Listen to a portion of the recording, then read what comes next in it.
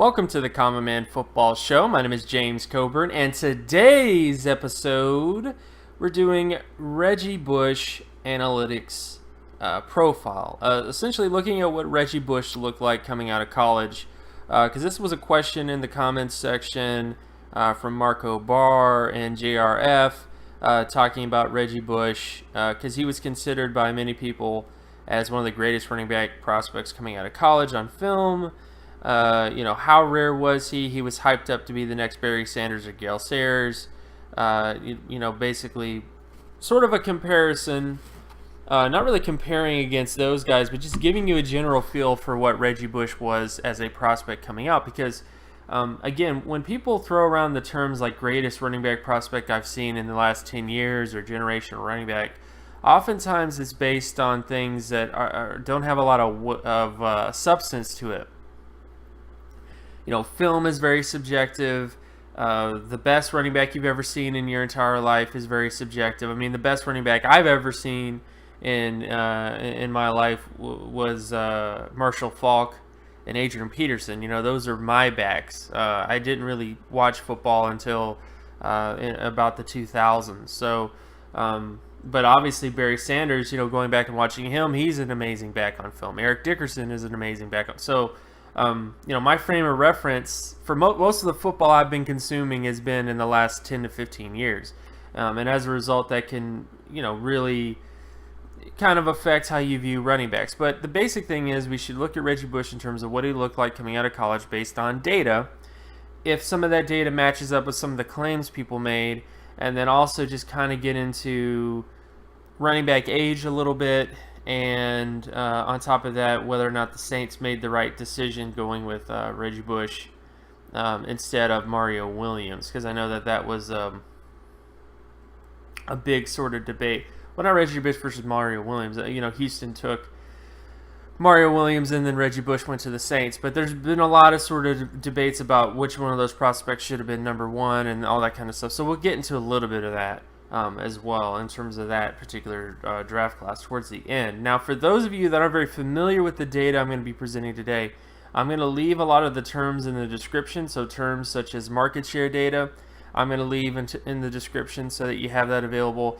Athleticism data, particularly explosive lower body strength score, speed score, and flexibility score. If you're not familiar with those terms, if you're new to this channel, you can pretty much go back and watch any of my videos prior to this video, whether it's running backs, wide receivers, tight ends, whatever. And I pretty much have multiple hundreds, at least 100 videos now. So if you need me to actually explain these things in more detail, you can go to those videos. If not, you can just go to the description section, and it just has a fairly, at least as clear as possible, sort of definition of the terms that I'm going to be using today if you're not familiar with those terms.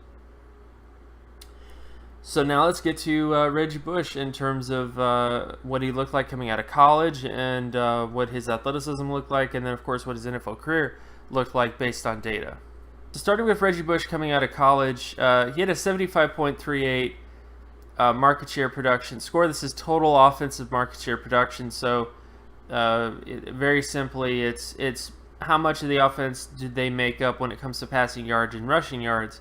When it came to Reggie Bush, he had a 75.38 score. Now, this isn't a bad score because, as you can see, the All-Pro threshold of 89 or higher he didn't meet that threshold, but he did meet the 5-time Pro Bowl threshold and the 3-time Pro Bowl threshold. And this is bottom-end threshold when it comes to running backs.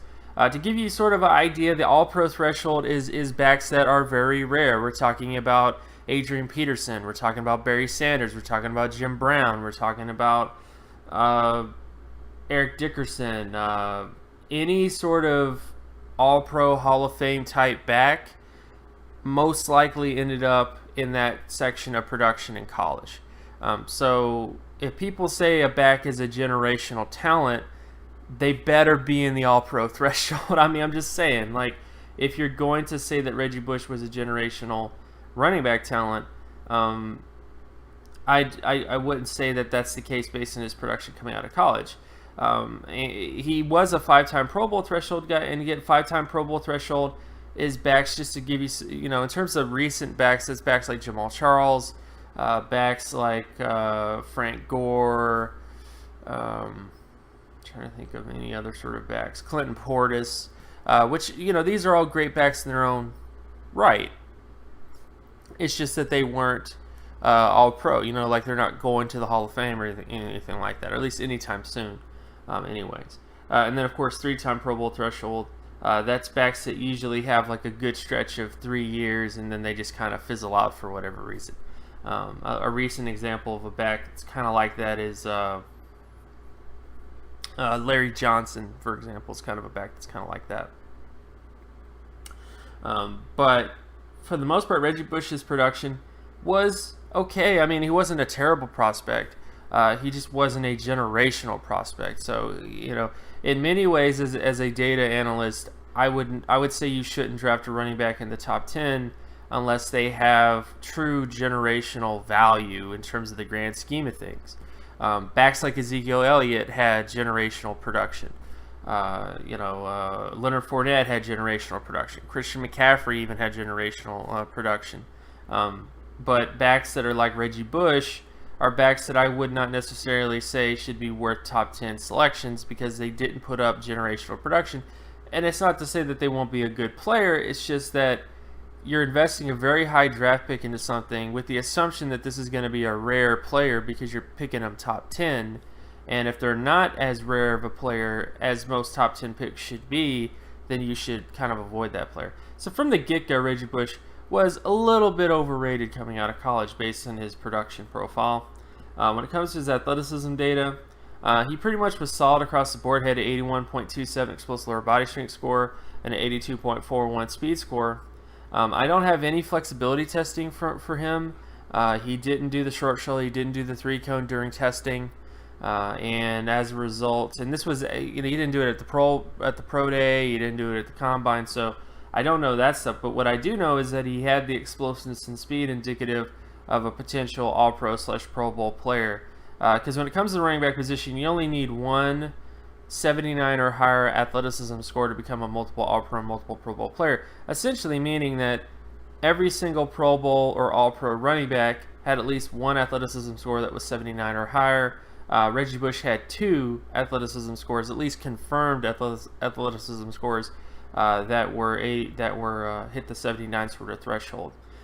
As far as his weight, I know that there's a lot of people that might go, well, maybe he's a bust because of his weight, but there really isn't a very strong correlation to running back weight and running back success. And I only mean that in the sense of, in relative terms, there's just as many Pro Bowl, All-Pro running backs at the low end of weight as there are in the high end of weight.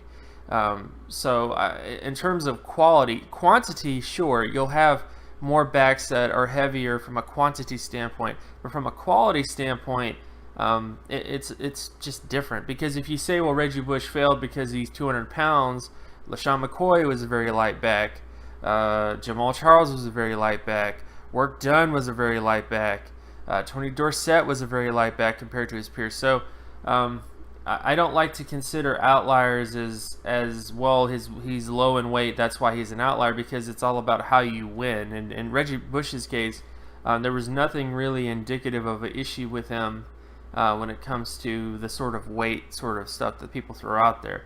It's very much a sort of it's just not a very strong argument to make based on past running backs that were successful. And then when you get to his NFL production, he had kind of an up and down career. He had 80 percentile plus production in his first 2 NFL seasons. 80 percentile production, just so you're familiar with that term, that's kind of like top 20 to 30 running back production. He was a relatively above average running back in terms of his production. Wasn't elite in any one aspect for 5 seasons, because 2006, 2007, started to have a dip in his production 2008, 2009. 2010 was probably one of his worst sort of years in terms of the prime of his career. And then in 2011 to 2012, that's when you actually started to see production on a different football team. Which is why I tell most people that if he wasn't on the New Orleans Saints, would he of being able to hit Miami-like production for longer term, because running backs have relatively short lifespans. If you just look at the data chart here, this is in terms of running back age and production for their age. It's a very young running back is a very young position, and the fact that from age 21 to 25 he was stuck on this football team in New Orleans, and I'm not trying to diss New Orleans at all. It's just that the way they have their offensive system, everything goes through the quarterback. They're a team that's specifically passing game focused. The running game is also very committee-ish. They have multiple backs to do multiple jobs. And if you're a running back trying to put up Pro Bowl-like production, it's not a very good situation to be in. It's not very good it's not very easy to put a high-quality production in the New Orleans offense if you're a running back, because they're not committed to running the football as much as they're committed to passing the football and kind of winning in that way. So Reggie Bush essentially was stuck in a situation where maybe the New Orleans Saints kind of overvalued his skill set, because and one thing I can't say about the Saints is they often will draft wide receivers, they'll draft running backs, they'll draft these other sort of positions that they don't really need to draft them. Like, I don't think they really understand the value of skill positions in running backs, because their offensive system tends to devalue those positions, and yet they spend high-end draft picks on those positions. So I always find that kind of odd with the Saints in that respect, because the Saints are able to get like an undrafted free agent or a day 3 pick and turn them into a 1,000-yard type guy, and yet they feel the need to go out and spend high-end capital on skill position players. I just don't get it, considering how much value they bring to the table on the offense. So I think Bush was a little bit of that. I always wonder if Bush was on another team earlier in his career, would he have been able to produce like he produced in Miami? And I kind of think so, because I think if he was on a team sooner, he probably would have been fairly productive despite these sort of issues here and there. But I just think this is just sort of a what could have been sort of thing when it comes to his data profile. And then we get to sort of the other crux of the argument, which of course the biggest debate in that draft class was Mario Williams versus Reggie Bush. And obviously it's kind of, it's easy to argue now, well, it should have been Mario Williams, but this is basically Mario Williams in terms of his production coming out compared to All-Pro and Pro Bowl thresholds. And then this is his athleticism coming out. It's very clear that Mario Williams was the rare prospect. He had elite level athleticism. He had elite production coming out of college, and for the most part, he has gone on to have the better career compared to Reggie Bush. So to sort of end that debate, as a data guy, if we were in that class and you asked me, do you take Mario Williams or Reggie Bush, it would have been Mario Williams based on the data, because he had the more potential to be a rare. He's just a rare prospect. That's all it really means. So I hope this kind of gets you to think about things a little bit more clearly, because the biggest asset I think data can really bring to people as evaluators is to kind of answer the question of how rare this prospect really is. In data terms, you can actually say how rare a prospect is, because you can just look on paper. Like, this is most of the really special rare players produce like this. Did he produce like this? No, then he's just not as rare of a prospect. That's not to say that he's not a good prospect. It's just that you have to put that in perspective, that you have prospects that are going to be Hall of Famers. You have prospects that are just going to be really good.